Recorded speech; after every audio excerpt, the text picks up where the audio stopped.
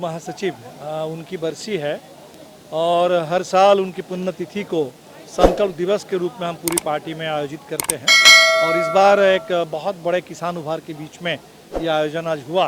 तो सबसे पहले तो हमने जो पंजाब के किसान, हरियाणा के किसान या राजस्थान के किसान जो दिल्ली के बॉर्डर पर डटे हुए हैं, उन किसानों के समर्थन में हम लोगों ने यहाँ संकल्प लिया है।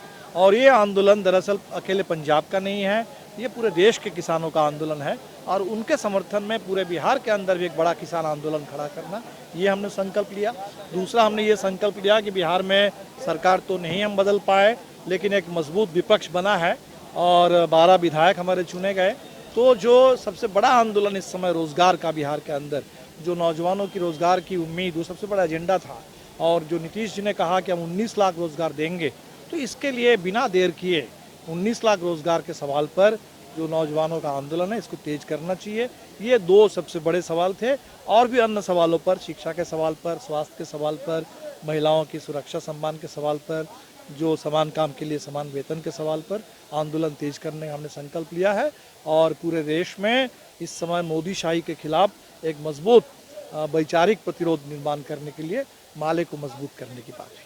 सुप्रीम कोर्ट ने कहा है कि किसान के आंदोलन को सुलझाने के लिए एक नई कमेटी का गठन है, तो वो कितना साकार होगा और उससे क्या नहीं, हमें लगता है कि सुप्रीम कोर्ट को भी तो ये समझना होगा कि पहले तो सबसे पहला काम है कि कानून को रोकना। तो सुप्रीम कोर्ट को बल्कि ये चाहिए कि वो पहले इस बात की गारंटी कर दे कि ये कानून लागू नहीं होगा।